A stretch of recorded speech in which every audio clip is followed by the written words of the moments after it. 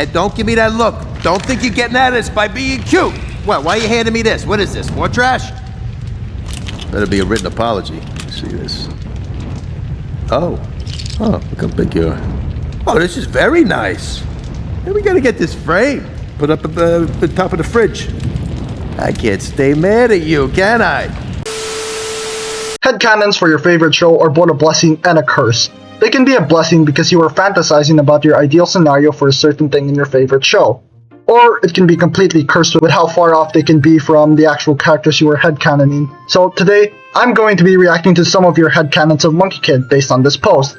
Note, you can still post your headcanons even though the video is live already, because I'll probably get back to it later if this video does well. So anyways, let's begin.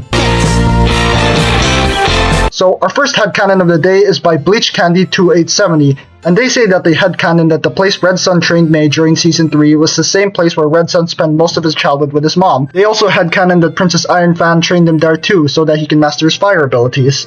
Now, this headcanon actually makes a lot of sense. This is Red Sun's Jet 2 holiday house in a way because it's where he always stays when he's not in the volcano house. I at first thought that it was just his lab because of all the Samadhi fire research he did there in Season 5, but then I remembered that DBK's lair has a furnace specifically for his machinery building. So yes, I do like this headcanon, with the house being a holiday house for Princess Iron Fan and Red Sun because, let's be for real, I don't think they'd want to live in a volcano if DBK is not there since it's a much simpler environment because what do you even do with a house that big? Cliff House is a lot more relaxing, and I guess that's where you got the idea that it's a training area since Red Sun also trained May there.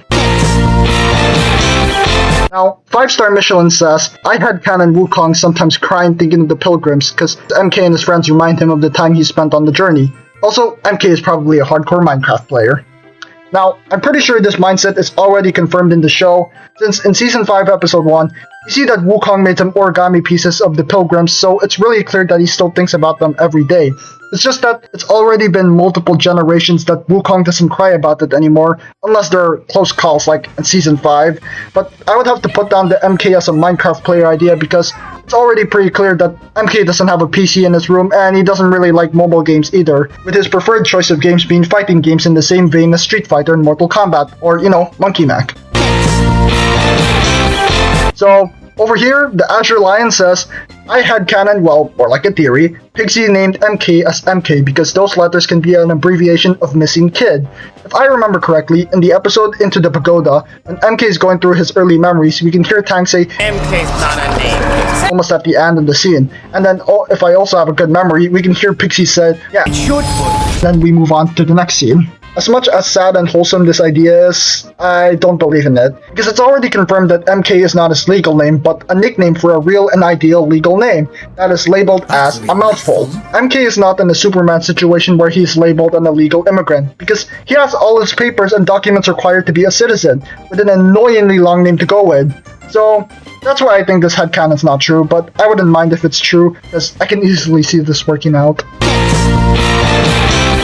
Now, Storytelling Hero here says, my best headcanon about MK is that he is the most cringe 12-year-old you can imagine and regularly posts Gacha Life music videos about his journey to the West OCs. I believe you can say the same thing about any character that is hyper-fixated on something. Now, I don't know a lot about Gacha Life stuff, but I'm familiar enough with it to know that he would definitely be obsessed with these kinds of things, because Gacha Life videos talk about so much obscure fandoms, and MK would probably search for anything Monkey King related he could find, and he stumbled upon a Monkey King themed Gacha Life music video, and got obsessed with the genre itself. And since MK does have an artist side to him, I can see him making a Gacha Life video in his phone before Pixie catches him making one, and MK now has to explain what it is. I don't know, the scenario sounded funnier in my head, not so much out loud. So, Lilybird23 believes that Sun Wukong canonically hoards stuff in his treasure room, the one filled with stolen artifacts and stuff, but I headcanon he hadn't been inside the treasure room for like centuries until Season 4 Episode 1, and he just throws stuff there in like a closet. Now, I always envisioned Wukong's treasure room as sort of like a Steven Universe Amethyst room situation. If you watch Steven Universe, I think you can understand what I mean. Wukong, like Amethyst, he has a disordered order of his hoarding room. I believe he visits it every now and then since he does find random stuff wherever he goes, especially that it was established in Season 4 that MK brings Monkey King all sorts of junk every now and then since Season 3. So it's entirely possible that Monkey King hasn't visited his vault in centuries, but also, the items in there were not exactly dusty. So I think he comes in every now and then to dust off the items, or he places a spell that automatically keeps every item in there in mint condition. So this is going to be the last headcanon of the video. So Sci-Fi Fan 21 says that kind of a darker headcanon, but I imagine Macaque had to dig himself out of his grave when Lady Bone Demon brought him back, and is somewhat claustrophobic because of it. Now, I actually don't have a lot of notes for this. Macaque being claustrophobic is actually not a bad idea. For one, the grave idea. I don't think Macaque got a proper burial. He was probably crushed to death by a mountain, which is a more morbid idea than yours. With it being pretty poetic for Macaque saying that Monkey King messed up and now he's trapped under a mountain, and the mountain is the very thing that ends Macaque's life. Like I said, it's a morbid poetic justice. But yeah, Macaque being a claustrophobic person is not on my bingo card, but I welcome the idea. Since you still see twitches whenever he's in a tight corner, whether that is MK or Monkey King about to land a hit on him, or when the mayor is pushing him down on the ground, which can also explain why that's a move Macaque likes to use on people like Monkey King with his shadow clones. But otherwise, I really like this headcanon, and I think it might be the best one in the video. But that's all the headcanons I want to talk about today. You can still comment more headcanons in the post, and I'll get back to them in another video if this one does well. But that's gonna do it for me. Please check out my other videos in the end screen, subscribe if you want to, because that's how to tell YouTube that you like my stuff. Okay, that's it, bye.